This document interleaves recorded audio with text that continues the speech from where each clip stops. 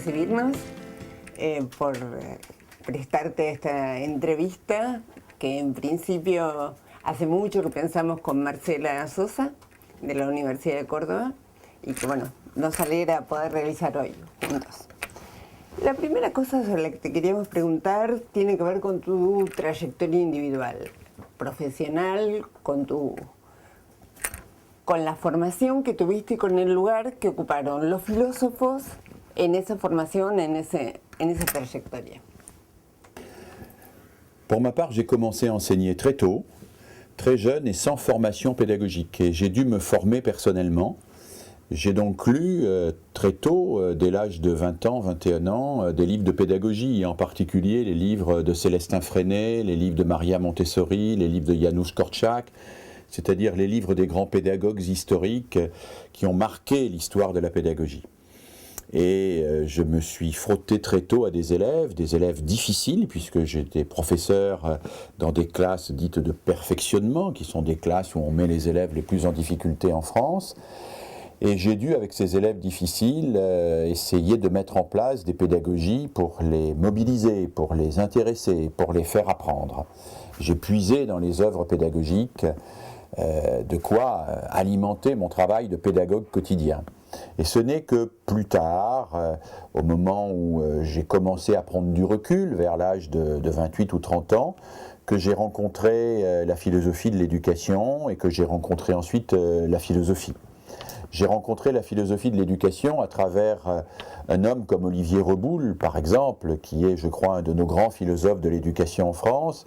Je l'ai rencontré également à travers Daniel Hamlin, qui est pour moi un maître, dans la mesure où il a véritablement compris, je crois, ce qui constitue l'essence de l'entreprise éducative.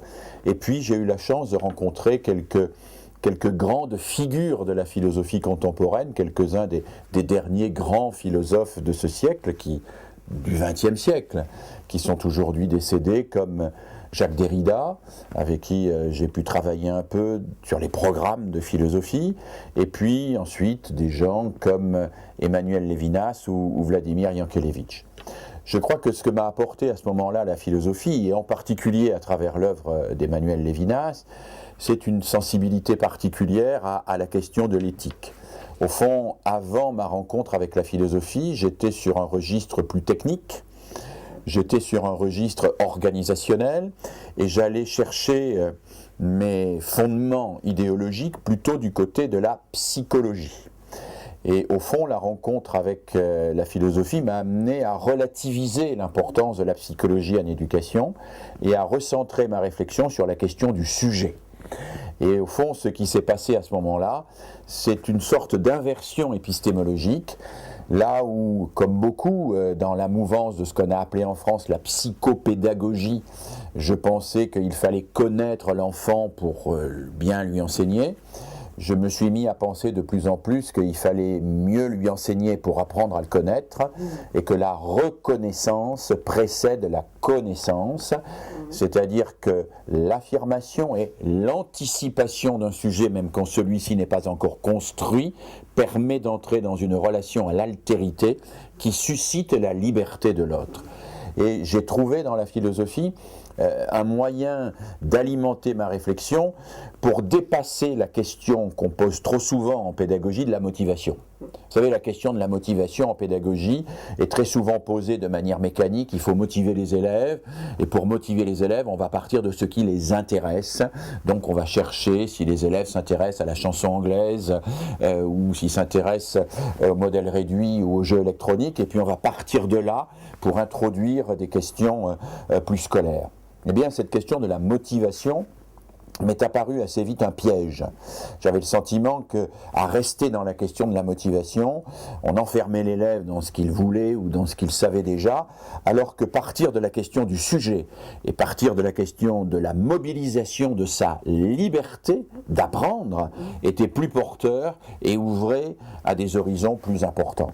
Et donc, dans mon histoire personnelle, dans ma trajectoire, il y a eu une sorte d'évolution assez forte entre le moment où j'étais encore très proche de la psychopédagogie et où je pensais que la pédagogie devait se fonder dans la psychologie, et le moment, qui est celui dans lequel je suis encore aujourd'hui, où je pense que la pédagogie est un ensemble de techniques qui doit s'articuler à une philosophie, et à une philosophie du sujet qui comprend la question de la liberté, mais aussi la question de la contrainte, qui comprend la question de la loi, mais aussi la question des normes, qui comprend surtout de l'intérieur la question des rapports entre le sujet et la culture.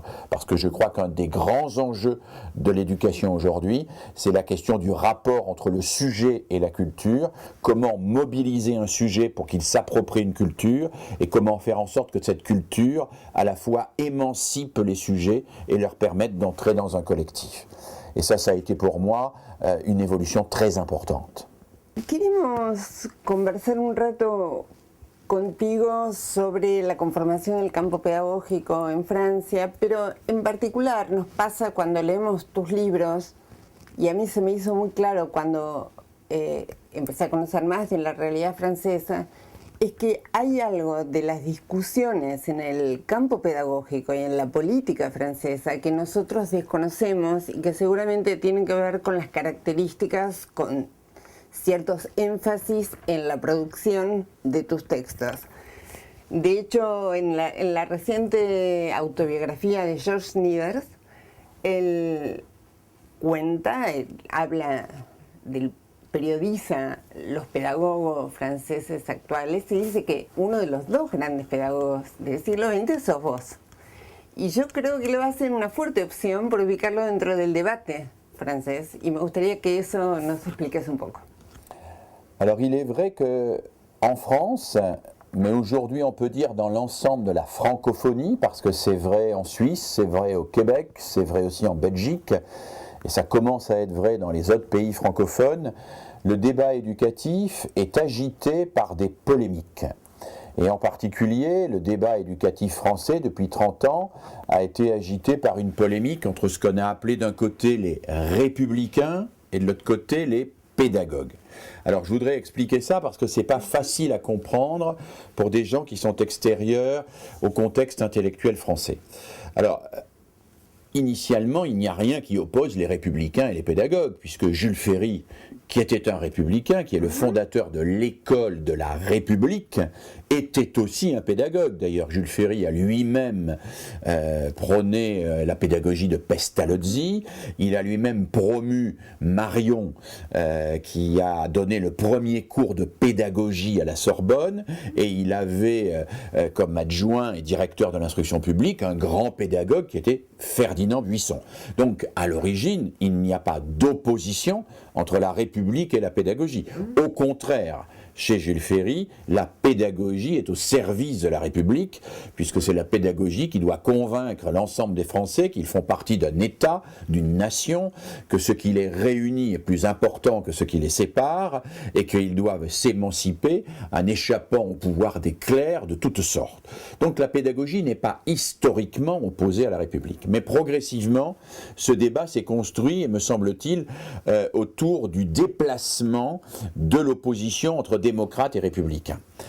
Au fond, c'est dans les années 80-90 que se construit en France cette opposition entre démocrates et républicains, très largement importée des États-Unis. Alors, ça n'est pas l'opposition entre la droite et la gauche. Je crois qu'il ne faudrait pas confondre l'un et l'autre. Il y a des républicains de gauche, voire d'extrême gauche, et des démocrates de droite, voire d'extrême droite, et vice-versa. Alors, quelle est l'opposition entre démocrates et républicains? On peut dire, pour faire gros, que c'est l'opposition entre ceux qui insistent plus sur la verticalité, que sont les républicains, et ceux qui insistent plus sur l'horizontalité, que sont les démocrates. Au fond, pour le républicain, il y a des valeurs transcendantes qui viennent d'en haut et qui s'imposent à tous. Ces valeurs ne sont pas négociables. elles ne sont pas négociables. Et s'il y a une démocratie, elle s'inscrit à l'intérieur de ces valeurs et elle doit obéir à des valeurs non négociables. Ces valeurs peuvent être pour certains les droits de l'homme, pour d'autres la nation par exemple, pour certains ça peut être tout simplement la culture occidentale. Elle n'est pas négociable et c'est à l'intérieur de cela, dans cette verticalité-là, qu'on doit construire la société. À l'opposé, il y a ceux pour lesquels le primat est à l'horizontalité. C'est-à-dire que pour eux, c'est le collectif qui doit décider et qui doit, d'une manière commune, construire un bien commun qui ne doit être surdéterminé par aucune verticalité, par aucune théocratie. Alors, les démocrates, on voit bien, peuvent être soit des démocrates constitutionnels, c'est-à-dire des démocrates qui sont dans la mouvance des constitutions du 19e, soit des démocrates qui aujourd'hui sont dans la mouvance de ce qu'on appelle l'école de Francfort, Habermas, Jürgen Habermas, et la théorie de l'interargumentation rationnelle, comment construire le débat démocratique, soit ils peuvent être démocrates jusqu'à une sorte d'autogestion, voire anarchie. Le courant des démocrates va des démocrates constitutionnels classiques jusqu'aux démocrates anarchisants et jusqu'à ceux qui pensent que aucun pouvoir vertical d'aucune sorte n'est légitime. Pousser jusqu'à son extrême, jusqu'à sa limite théorique, la démocratie, c'est l'abolition de tout pouvoir légitime, de toute autorité extérieure et supérieure. Et un certain nombre de démocrates aujourd'hui qui défendent la démocratie, comme Jacques Rancière par exemple, proposent même de supprimer jusqu'aux élections et de les remplacer par le tirage au sort, en disant que même les élus ne sont pas légitimes, puisqu'ils introduisent un pouvoir supérieur à l'horizontalité du peuple. Donc on a d'un côté ceux qui insistent sur la verticalité et de l'autre côté ceux qui insistent sur l'horizontalité. Alors, progressivement, cette opposition s'est déplacée et les pédagogues ont été vécus ou se sont positionnés du côté des démocrates. C'est-à-dire plutôt du côté de ceux qui veulent que ce soit les collectifs qui décident, ce sont les pédagogies autogestionnaires, ou que ce soit l'enfant qui construise lui-même son propre savoir, avec une vision de l'autorité qui est plus au service du développement de la personne qu'au service d'une autorité supérieure. Et dans le débat public, d'une manière extrêmement caricaturale, on a vu s'opposer les républicains et les démocrates. Globalement, on a vu s'opposer les tenants d'une éducation traditionnelle, avec une autorité très forte de la culture traditionnelle, avec une autorité très forte du maître, avec une autorité très forte de l'institution, avec une autorité très forte des méthodes transmissives autoritaires. Bon. On a vu s'opposer ces gens-là à ceux qui prônaient la pédagogie coopérative, à ceux qui prônaient la construction des savoirs par l'élève, à ceux qui prônaient une sorte de spontanéité plus ou moins contrôlée. Alors, il y a dans les pédagogues toutes sortes de gens, et les pédagogues ne constituent pas un corps homogène. Il y a, on va dire, des démocrates radicaux qui vont vers l'anarchie, comme Neil, l'auteur de Libres enfants de Summerhill. Et puis il y a des gens comme Piaget, qui n'étaient pas du tout des anarchistes, c'est le moins qu'on puisse dire, mais qui pensent que l'enfant doit être acteur dans la construction de son propre savoir. Et entre les deux, s'il y a de grandes différences, il y a un point fondamental commun, qui est que c'est du bas de la manière dont on travaille avec les personnes que doit émerger progressivement ce qu'on pourrait appeler l'autorité. Et on a vu cette opposition démocrate-républicain se transformer donc en opposition entre les républicains et les pédagogues étant de plus en plus stigmatisés comme ceux qui refusaient l'autorité de la culture, l'autorité du maître, l'autorité de l'État, pour s'incliner, voire se prosterner devant la toute-puissance, voire le caprice de l'enfant. Et on a attaqué beaucoup les pédagogues en disant ce sont des tenants de l'enfant roi, ce sont des gens qui bannissent l'exigence et qui abandonnent toute forme d'autorité éducative pour laisser l'enfant faire ce qu'il veut. Alors ma conviction, c'est que cette attaque des pédagogues est à la fois juste et injuste. Elle est juste parce que c'est vrai que les pédagogues ont pu être parfois maladroits dans leur formulation et que dans la mouvance des années 60, il y a eu des pédagogies complètement non directives, spontanéistes, qui étaient dans une sorte d'illusion qu'il suffit de regarder l'enfant faire pour qu'il redécouvre tout seul toute la culture du monde. Mais ce qu'il faut dire, c'est que ceux qui ont pensé cela ont été très peu nombreux et ceux qui ont fait cela ont été pratiquement inexistants. C'est-à-dire, mis à part Libres Enfants de Summerhill, on n'a pas vu beaucoup d'enseignants qui se mettaient au fond de la classe et qui attendaient que les élèves réinventent tout seuls la culture. Ça n'existe pas. Mais il y a ce fantasme qui s'est développé, et qui s'est développé à partir de quelques textes ou de quelques expériences marginales qui ont pu le justifier. Mais en réalité, cette accusation est très injuste, parce que si on regarde les choses d'une manière un peu plus précise et un peu plus exigeante, d'abord on découvre que les pédagogues ont été les premiers à discuter, voire à contester les théories dites de l'autogestion pédagogique. On a été les premiers à discuter l'idée que la spontanéité du groupe allait permettre la construction de la vérité. On a été les premiers à contester l'idée qu'il y avait une continuité absolue et naturelle entre la culture de l'enfant et la culture scolaire. Et on a été très souvent extrêmement directif. Célestin Freinet est très directif. Et il est très favorable à l'autorité, mais à une véritable autorité, qui soit celle qui autorise à apprendre et non pas celle qui cherche simplement l'ordre. Alors on a beaucoup critiqué les pédagogues d'abandonner les normes, la norme, parce qu'on a confondu normalisation et normativité. La normalisation, c'est le fait de normaliser les individus en leur imposant tous le même profil, le même cadre, les mêmes apprentissages. Ça, c'est de la normalisation. Dans toute éducation, il y a une part de normalisation, qui est l'apprentissage du langage et par exemple des manières sociales et des coutumes sociales. Mais la normalisation, les pédagogues s'en méfient un peu, parce qu'ils pensent que l'éducation n'est jamais seulement normalisation. Elle est toujours aussi émancipation, c'est-à-dire capacité donnée à l'autre de se dégager des normes qu'on lui a inculquées. Et donc les pédagogues ont insisté sur la normativité, qui est une autre manière de concevoir la norme. Quand on met des élèves au travail, il y a des normes. Mais ces normes ne sont pas normalisantes, c'est-à-dire elles ne viennent pas de l'extérieur pour contraindre artificiellement les sujets à épouser une forme qui a existé avant eux. Ces normes émanent de l'activité elle-même et des exigences de cette activité. Autrement dit, pour les pédagogues, le travail précède la norme. C'est dans le travail que la norme doit émerger, et c'est à travers la norme que l'on va former l'enfant à la vie sociale et à la liberté en même temps.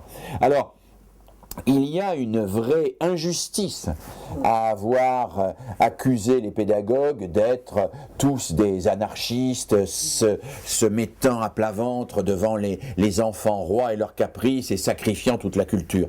Moi-même, j'ai été très souvent accusé d'être quelqu'un qui liquidait la culture scolaire, alors que j'ai passé toute ma vie, au contraire, à chercher comment la transmettre. Mais je crois qu'un des grands malentendus vient du fait que pour ceux qui s'intitulent républicains, la transmission n'existe pas en dehors de la communication. Ils ne se posent pas la question de la transmission. Ils disent se poser la question de la transmission. En réalité, ils considèrent que la transmission se fait sur la théorie de l'empreinte, c'est-à-dire qu'il suffit de dire et que l'autre absorbe ou assimile. Ils ne comprennent pas que l'autre est un sujet comme je le disais tout à l'heure, qu'il faut mettre en route ce sujet, qu'il faut créer des conditions et que ces conditions rendent possible la transmission. Moi, je fais partie de ceux qui pensent que ceux qui s'intitulent républicains sont dans la pensée magique, c'est-à-dire ils estiment qu'il suffit de décréter que l'élève doit apprendre pour qu'il apprenne, il suffit de décréter que l'élève n'a plus d'affectivité pour qu'il entre dans les mathématiques, il suffit de décréter que les choses doivent l'intéresser pour que ça l'intéresse. Les pédagogues, eux, savent qu'on ne peut pas décréter l'éducation, que l'éducation, ça se construit, que c'est un travail lent, progressif, et que c'est un travail qui doit s'inscrire dans un accompagnement de la personne. Alors, quand, avec Michel Dévelay, nous avons écrit le livre « Émile revient vite, ils sont devenus fous », c'était évidemment un appel à Rousseau, et un appel à Rousseau qui a été un des premiers à dire que précisément l'éducation n'était pas la fabrication. Éduquer un sujet, ça n'est pas fabriquer un individu prototype sur un modèle existant à l'avance, c'est lui transmettre des connaissances de manière complexe, dans des situations élaborées, et c'est lui donner les pouvoirs de subvertir lui-même les connaissances qu'on lui a transmises. Una cosa que hemos conversado varias veces con Marcela y con muchos otros colegas que nos llama profundamente la atención, que nos impacta de tus textos, es el modo en que los escribís, el uso, el recurso a metáforas, imágenes, a literatura, cine, bueno. Y también, claro, la escritura en diarios, tu web, etc. La pregunta para nosotras sería, ¿para quién escribís? ¿A quién se dirige esta manera de construir lo que tenés para decir? En tant qu'universitaire, et quand j'ai écrit ma thèse, j'ai d'abord écrit pour mes pairs, PAIRS, c'est-à-dire pour les autres universitaires. Et je crois que l'universitaire a à produire évidemment des travaux universitaires qui sont soumis à nos pairs qui vont les falsifier, comme on dit, c'est-à-dire vérifier si ce sont des travaux qui tiennent la route ou si au contraire ils doivent être discutés, voire invalidés. Mais moi j'ai toujours considéré que l'universitaire ne devait pas écrire que pour les universitaires. Je pense que l'universitaire a un devoir dans la cité, et que ce devoir dans la cité, c'est d'écrire aussi pour les praticiens, mais c'est d'écrire également pour le grand public, pour lesquels la question éducative est une question importante. Donc, à côté de mes travaux scientifiques attestés, j'ai écrit pour les professeurs, j'ai écrit pour les formateurs, et puis j'ai écrit aussi pour les parents. Et j'ai même écrit pour les élèves, puisque j'ai écrit des histoires, des livres pour enfants, parce que j'estime qu'il y a des choses à transmettre et qu'on peut les transmettre à différents niveaux d'âge, de préoccupation et de complexité. Ça ne veut pas dire que c'est moins exigeant. Et je voudrais dire quelque chose que beaucoup de collègues universitaires ont du mal à entendre, c'est qu'il est aussi difficile de faire de la bonne vulgarisation. Il est plus difficile d'écrire pour des adolescents, voire pour des enfants, sur des questions importantes, que d'écrire pour des pairs, pour des autres universitaires. Ça demande un vrai travail, et il faut le faire avec beaucoup d'exigence, et d'exigence de qualité.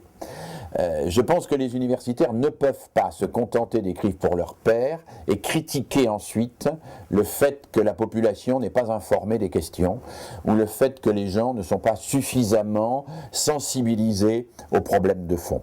Donc moi, je me suis toujours préoccupé de cela avec évidemment un axe prioritaire que sont mes collègues enseignants. Et je dis mes collègues enseignants parce que moi, je me considère d'abord comme un enseignant. Je suis un enseignant parce que je suis animé par le désir de convaincre et de transmettre, le désir de convaincre plutôt que de vaincre. L'enseignant, c'est celui qui convainc plutôt que de vaincre, le désir de faire partager la joie de comprendre, hein. Et je sais que les enseignants sont, pour l'immense majorité comme moi, qu'ils désirent faire partager la joie de comprendre. Je sais aussi que beaucoup d'enseignants sont parfois en difficulté, sont parfois découragés, sont parfois en désarroi parce qu'ils n'ont pas les outils pour comprendre les situations qu'ils vivent. Et je crois qu'il faut, si nous en avons les moyens, leur fournir un certain nombre de textes qui leur permettent d'accéder à l'intelligibilité des situations éducatives. Les situations éducatives sont complexes, elles font rentrer beaucoup de paramètres en jeu. Une classe, c'est beaucoup de choses. Il y a des élèves, mais ces élèves, ils ont une famille, ils regardent la télévision, ils ont une influence, ils ont un quartier. Il y a un professeur qui lui-même a une histoire. Il y a des savoirs à transmettre qui sont inscrits dans des programmes, qui eux-mêmes sont inscrits dans une culture. Tout ça se fait dans une institution qui elle-même a ses règles et ses contraintes. Une situation de classe, c'est complexe. C'est tellement complexe que parfois, ça n'est pas lisible. C'est-à-dire que ça apparaît à un praticien comme une espèce de chaos, d'où la seule chose qu'on puisse faire, c'est tirer son épingle du jeu le moins mal possible, se débrouiller comme on peut. Eh bien, le chercheur en pédagogie, c'est celui qui donne les clés pour que dans ce chaos, on puisse comprendre un peu ce qui se passe. S'il y a un élève qui ne comprend pas, on peut comprendre qu'il ne comprenne pas. Et comprendre quand l'autre ne comprend pas, c'est déjà beaucoup. Et c'est déjà le début, me semble-t-il, de la véritable pédagogie. Alors, le chercheur que je suis, dès lors qu'il travaille dans une équipe avec d'autres chercheurs à élaborer des outils de compréhension de la réalité, des outils d'intelligibilité de la réalité, eh bien, je crois qu'il aide ses collègues à ne pas se trouver submergés par un univers qui les dépasse, mais au contraire, il les aide à pouvoir maîtriser les situations qui les dépassent et à être plus actifs et plus acteurs dans leur métier. Quisiéramos charlar un rato sobre la formación docente, un tema sobre el cual desde muchísimos lugares te has ocupado. Hay un discurso público nostálgico, tanto en Argentina como en Francia, como en muchos lugares, que construye un lugar para la formación docente como si toda formación pasada fue mejor. Entonces, lo que nos interesaría conversar con vos es si la formación docente debe ser pensada a partir de ese modelo construido en el pasado, o cómo pensarla, cómo es tocada, transformada por las transformaciones contemporáneas. La formation des enseignants est une problématique assez nouvelle. C'est une problématique assez nouvelle qui est liée, me semble-t-il, essentiellement au désir de démocratiser l'accès au savoir. Parce que tant que nos sociétés se contentaient de faire réussir 10%, 15% ou 20% des élèves, on pouvait avoir des enseignants qui fonctionnaient avec leurs élèves à la complicité culturelle. Ils étaient issus à peu près du même milieu, de la même histoire, les élèves étaient déjà presque formés au moment où ils arrivaient devant eux, les élèves avaient presque trouvé leur panoplie d'élèves au pied de leur berceau, et leur enseigner, je ne dis pas que c'était facile, mais leur enseigner nécessitait plus une compréhension de leur culture qu'une véritable formation pédagogique. Ce qui renouvelle radicalement la problématique de la formation des enseignants, c'est la démocratisation des systèmes éducatifs. C'est le désir qu'a une société de faire en sorte que le savoir ne soit pas réservé à une petite élite, mais de faire en sorte que ce savoir soit véritablement accessible à tous. Parce que si on veut que le savoir soit accessible à tous, même à ceux qui ne sont pas socialement privilégiés, même à ceux qui ne maîtrisent pas bien le langage, même à ceux qui n'ont pas construit dans leur enfance, dans les interactions sociales, leur catégorie mentale, Bon.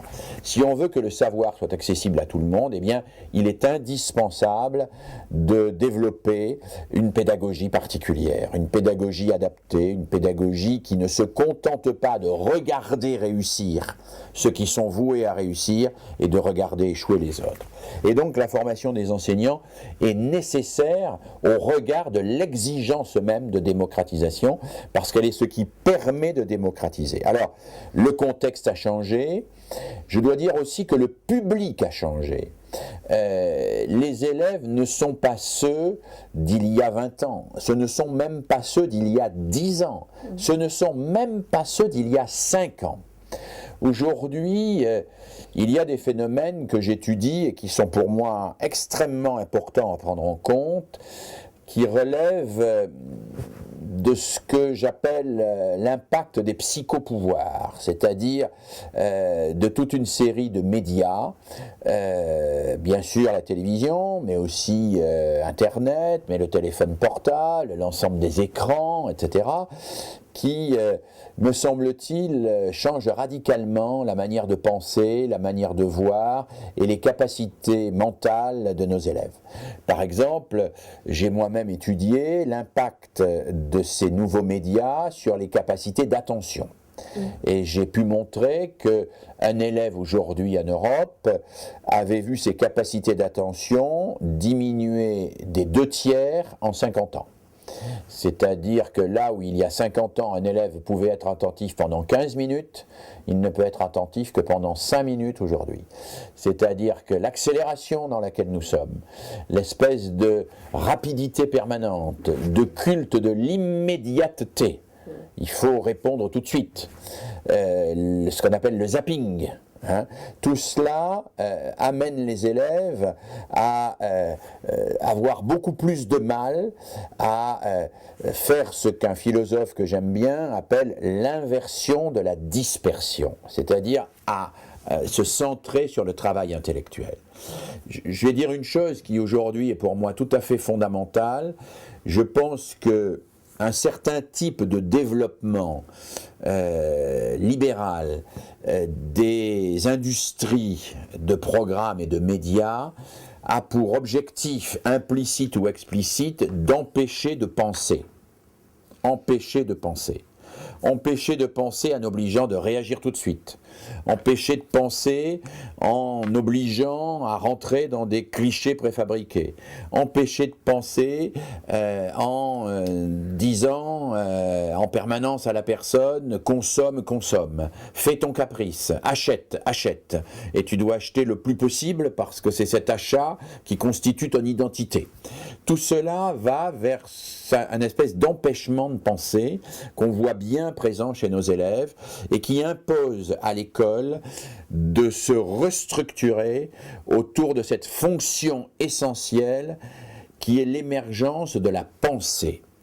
Et je crois qu'aujourd'hui, l'école doit être d'abord organisée comme un lieu où l'on peut, où l'on a le temps et où l'on a les moyens de penser.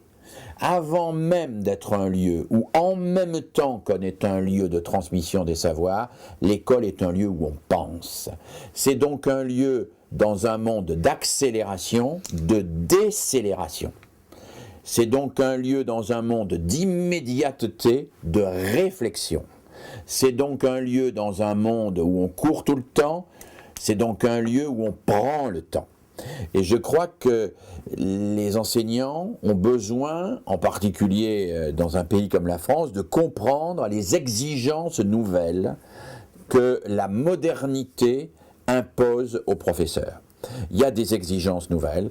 Les élèves que nous avons aujourd'hui ne sont pas plus mauvais que ceux d'hier.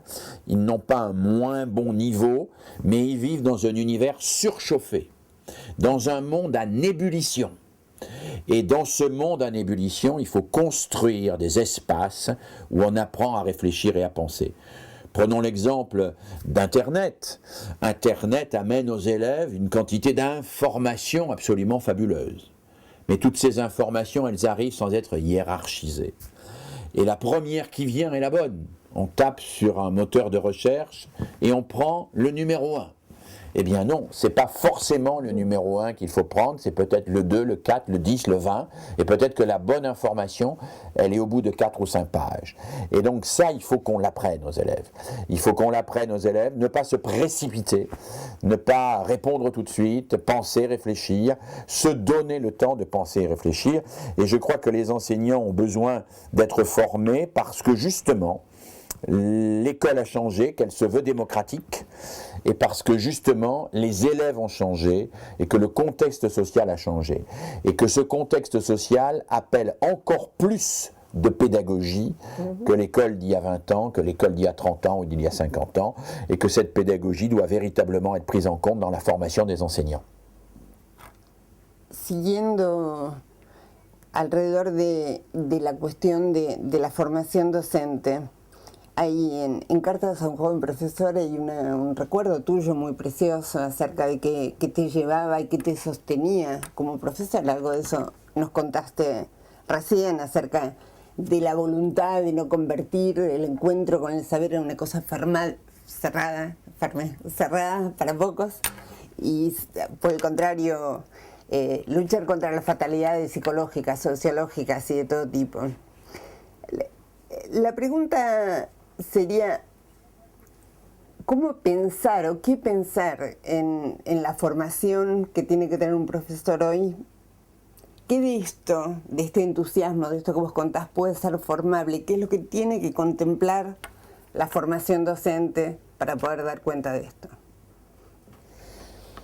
Je crois que dans la formation d'un professeur, il y a 2 volets. Il y a un volet que j'appellerais technique, ce qui relève des compétences. Être enseignant, c'est être comme boulanger, ou technicien audiovisuel, ou ingénieur, c'est savoir faire un certain nombre de choses. Le professeur doit savoir préparer son cours, choisir les documents, évaluer les élèves, punir à bon escient et d'une manière humaine, etc. Ce sont des compétences. Et je pense qu'il faut former ces compétences. Il faut donc les identifier et les former. Mais un métier ne se réduit jamais à la somme des compétences nécessaires pour l'exercer.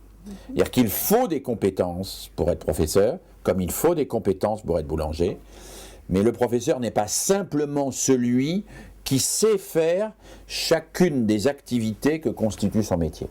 Pour moi, le professeur est quelqu'un qui porte une éthique, c'est quelqu'un qui porte un projet. Et ce projet, c'est quelque chose que j'ai développé très tôt dans mes travaux, tourne autour de ce que j'appelle l'éducabilité des élèves.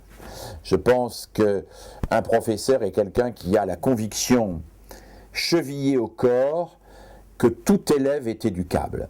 C'est-à-dire qu'aucun élève ne doit être laissé au bord du chemin et que si un élève échoue, ça n'est pas parce qu'il est bête, c'est peut-être parce que je m'y suis mal pris. Alors, quand je dis ça, je sais que beaucoup de professeurs peuvent réagir en disant « mais c'est pas vrai, il y a des élèves qui sont moins intelligents que d'autres ». Peut-être, mais nous devons faire comme si tout le monde pouvait réussir. Parce que c'est ce qui est le moteur de notre activité intellectuelle. C'est le foyer mythologique et c'est ce qui est, au fond, l'axe heuristique du métier. C'est ce qui nous fait travailler, ce qui nous fait chercher. Dès lors qu'on commence à dire « il échoue parce qu'il n'est pas fait pour ça », eh bien on s'arrête, on ne cherche plus comment faire réussir. Et moi, ce qui m'a intéressé dans mon travail de chercheur, c'est d'où vient l'inventivité pédagogique. D'où vient que des pédagogues ont inventé des méthodes originales. D'où vient que Makarenko, que Kortchak, que Jean-Baptiste de La Salle ou que Célestin Freinet ont inventé des méthodes pédagogiques. Eh bien, ils ont inventé des méthodes pédagogiques parce qu'ils ont décidé un jour que des élèves qui étaient réputés inéducables pouvaient être éduqués. Et ils se sont dit, je vais y arriver, inventons quelque chose. On voit même que dans la plupart des cas, les méthodes pédagogiques nouvelles qui ont été ensuite utilisées avec tous les élèves et dans le système éducatif dans son ensemble, dans la majorité des cas, elles ont été découvertes avec des enfants anormaux, avec des enfants asociaux, avec des enfants dont tout le monde désespérait. les deux plus beaux exemples, ce que j'ai le plus étudié dans mon travail, sont deux exemples presque concomitants, sont deux exemples du XVIIIe siècle. C'est Itard, ce docteur qui a recueilli Victor de l'Aveyron, l'enfant sauvage, le film qui a été ensuite fait par François Truffaut en témoigne. Itard qui recueille un enfant dont tout le monde dit que c'est un débile et qui va dire « je vais lui apprendre à lire ». Je vais l'éduquer quand même. Alors, Itard ne va pas y arriver à apprendre à lire à Victor. Il n'y arrivera pas. Mais néanmoins, Itard va beaucoup faire progresser Victor. Et au passage, Itard va découvrir la quasi-totalité des outils pédagogiques qui sont utilisés aujourd'hui dans les petites classes. D'ailleurs, Maria Montessori dit elle-même que l'essentiel des outils pédagogiques qu'elle utilise ont été inventés par Itard. Le puzzle a été inventé par Itard. La boîte aux lettres dans laquelle il y a des étoiles, des lunes, des carrés que les enfants mettent dedans a été inventée par Itard. Le petit établi a été inventé par Itard. Itard a inventé un nombre considérable de choses parce qu'il voulait que Victor apprenne. Et c'est cette volonté que Victor apprenne qui a fait que Itard a inventé cela. Et puis un deuxième héros de l'éducabilité, à peu près à la même époque, c'est Pestalozzi en Suisse, qui lui est allé tenter d'éduquer des enfants réputés inéducables, dont les parents avaient été massacrés d'ailleurs, et qui étaient dans un état de dénuement absolument extrême, qui étaient agressifs, etc. Personne ne voulait s'occuper de ses enfants, il a dit oui, je vais m'en occuper de ses enfants. Et là, il a inventé une méthode d'apprentissage de l'écriture et de la lecture, qui a été absolument fabuleuse, et qui a été utilisée pendant plusieurs siècles. Et nous avons là deux beaux exemples, avec Itard et Pestalozzi, de ce qui constitue le cœur du métier d'enseignant, c'est-à-dire cet axe éthique de l'éducabilité. Alors j'ajoute que dans ma carrière, dans ma vie, il m'est arrivé, je crois, d'être tellement fasciné, d'être tellement fixé sur le principe d'éducabilité que probablement je l'ai poussé un peu trop à fond. Et en particulier, je n'ai pas toujours été assez conscient qu'au nom de l'éducabilité, on ne peut pas faire n'importe quoi. C'est-à-dire qu'on ne pourrait pas, par exemple, au nom du fait que tous les êtres sont éducables, les mettre sous électrode pour leur faire apprendre plus vite les mathématiques. Et que le principe d'éducabilité doit être en permanence associé au respect de la liberté de l'autre. Et que cette dialectique entre l'éducabilité de tous et le respect de la liberté de l'autre, elle est au cœur du métier d'enseignant. Alors, elle s'éprouve, elle se travaille, et elle fait partie de cette formation qui doit compléter la formation technique sur les compétences. Donc pour me résumer, je crois qu'aujourd'hui la formation des enseignants doit comporter une partie de formation de compétences techniques très élaborée, pédagogique et didactique, et qu'elle doit comporter une partie réflexive, une partie qui porte sur l'éthique, une partie qui porte sur les comportements quotidiens, sur les postures, sur ce qui fait que l'élève se sent à la fois encouragé et respecté. Encouragé et respecté. Pero, Philippe, ¿cuál es la relación entre educabilidad, como vos la definís, y libertad? Je crois que le principe d'éducabilité et le principe de liberté sont deux principes qui sont à la fois nécessaires et contradictoires, mais qui doivent être tenus tous les deux en même temps parce qu'ils constituent le couple fondateur du métier. Je ne peux pas éduquer sans postuler l'éducabilité de l'élève. Mais je ne peux pas faire de l'éducabilité du dressage. Donc je suis obligé de postuler la liberté de l'élève. Mais je ne peux pas faire de la liberté du vide. Donc il faut que cette liberté soit nourrie de quelque chose. Et je crois que cette ligne de passage qui rend compatible l'éducabilité et la liberté, c'est le métier d'éducateur. Et je milite beaucoup pour ma part pour que la formation des enseignants et des éducateurs comporte l'étude des grands textes de l'éducation, des grands textes historiques, parce que c'est dans la fréquentation de ces textes historiques, qu'ils viennent de Janusz Korczak ou de Pestalozzi, que les éducateurs d'aujourd'hui trouveront comment d'autres ont réussi à rendre compatibles ces deux principes, et c'est ainsi que je crois, eux réussiront aussi à rendre compatibles ces deux principes sans mimer d'une manière aveugle les principes du passé, mais en les intériorisant. Un enseignant, c'est un être humain qui porte des valeurs, c'est pas seulement un professionnel qui porte des compétences. Et il ne faut pas nier cette dimension-là, en particulier dans une démocratie. Dans une démocratie, l'éducabilité de tous et la liberté de chacun sont des valeurs fondamentales, et le professeur en est le garant. La última cuestión es, en el último tiempo vos has pasado a ocupar un lugar como elegido con participación política local. Quisiéramos saber la relación entre la pedagogía, la participación en política y la ecología, que es en este caso la posición desde la cual te presentaste a las elecciones y has sido muy exitosamente elegida. Pour ma part, le passage à la vie politique, c'est à la fois une rupture et une continuité. C'est évidemment une rupture parce que pour la première fois de ma vie, à plus de 60 ans, j'ai sollicité un mandat électif, donc j'ai été élu. Et être élu, c'est tout à fait différent. C'est le suffrage universel qui vous investit et qui vous donne une responsabilité devant les autres, ce qui est considérable, puisque vous êtes élu par des gens. Il y a des gens qui mettent un bulletin de vote avec votre nom dessus, ça. C'est une vraie responsabilité. Donc c'est une vraie rupture. En même temps, c'est une continuité. Pourquoi? Parce que d'abord, dans le travail que je fais aujourd'hui, je m'occupe beaucoup d'éducation et de formation, mais c'est aussi une continuité parce que toute ma carrière a été structurée sur l'effort pour relier en permanence les finalités et les pratiques. Je pense qu'un des gros problèmes que nous avons dans la modernité, c'est qu'il y a d'un côté ceux qui affichent les finalités générales et généreuses, et d'un autre côté ceux qui prennent les décisions, qui sont en général complètement déconnectés des finalités. C'est vrai dans l'institution scolaire, où on affiche des beaux projets, et où on met en pratique des choses qui n'ont rien à voir avec les projets qu'on affiche.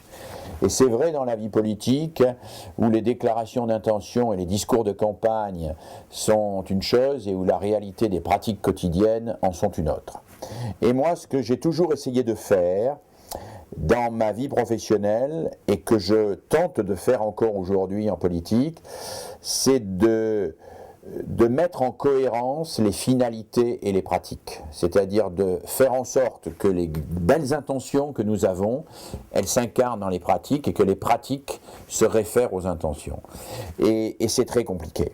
Et c'est très compliqué parce qu'on voit bien que les pratiques résistent, parce qu'elles sont centrées sur des habitudes ou des intérêts, et que ceux qui annoncent les finalités sont souvent mis sur la touche, pas forcément en étant humiliés, parfois en étant promus. Une bonne manière de ne pas mettre en œuvre les finalités, c'est d'aller expliquer à ceux qui veulent les mettre en œuvre, et qu'il ferait mieux d'aller faire des colloques ou d'écrire des articles plutôt que de travailler sur le terrain. Hein? Et cette séparation des pouvoirs est mortifère pour la démocratie. Elle est mortifère pour la démocratie, parce qu'elle délégitime toute forme d'autorité, elle